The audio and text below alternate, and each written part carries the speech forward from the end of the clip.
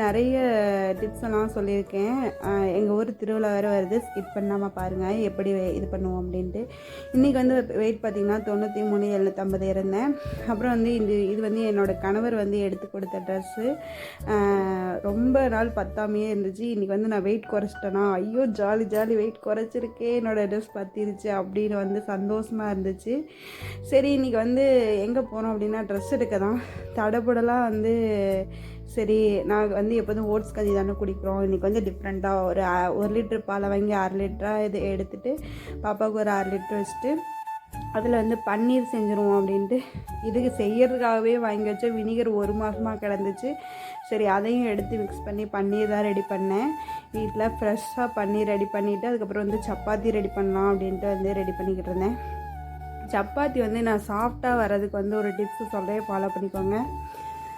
சப்பாத்திக்கு கொஞ்சமாக வந்து ஒரு 150 ml எண்ணெய் விட்டு கொஞ்சம் உப்பு நல்லா சேர்த்து மாவோடு நல்லா கலந்துட்டு அதுக்கப்புறம் பார்த்திங்கன்னா கொஞ்சம் கொஞ்சமாக தண்ணி ஊற்றி நல்லா பிசைஞ்சிங்கன்னா கையிலே ஒட்டாமல் வரும்.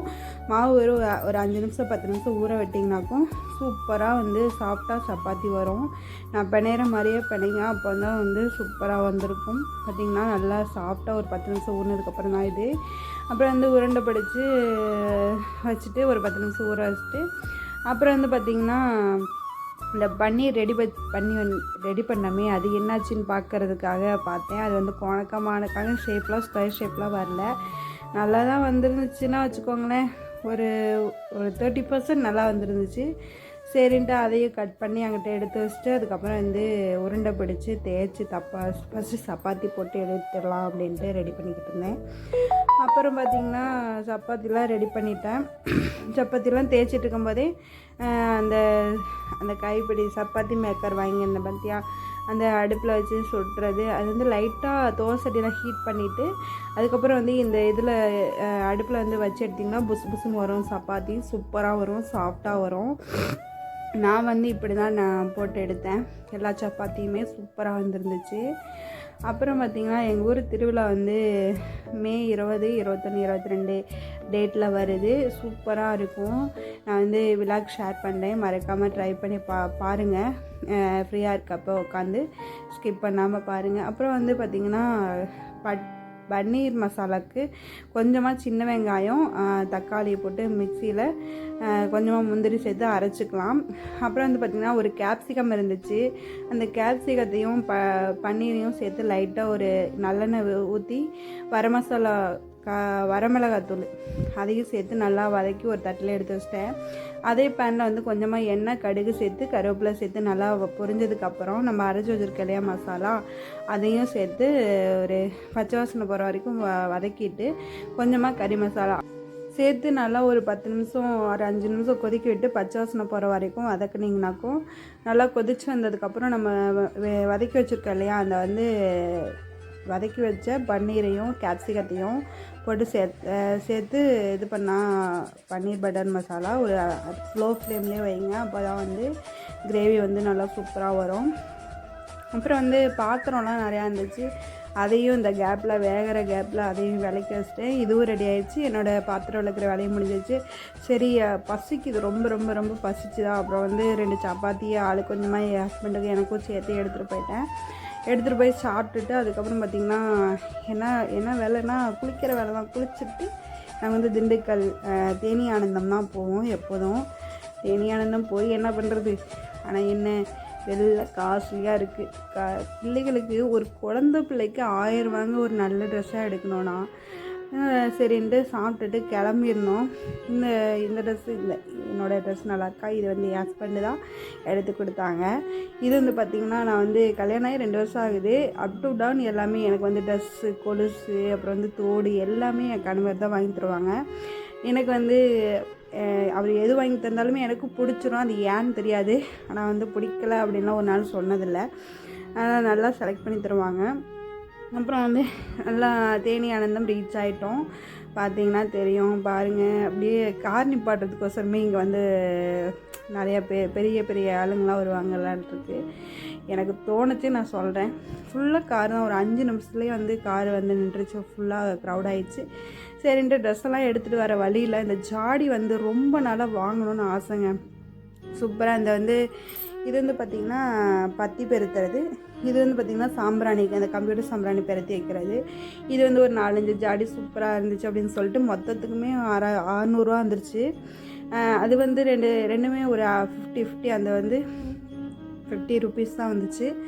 அந்த பத்தி பெருத்துறதும் அந்த சாம்பிராணி பெருத்துறதும். இது வந்து 100, 120, 120, 120 எல்லாமே 120 தான் வந்துச்சு. அந்த சின்னது மட்டும் ஒரு 100 ரூபா வந்துச்சு. சூப்பராக இருந்துச்சு. எனக்கு ரொம்ப நாளாக வாங்கணும்னு ஆசை.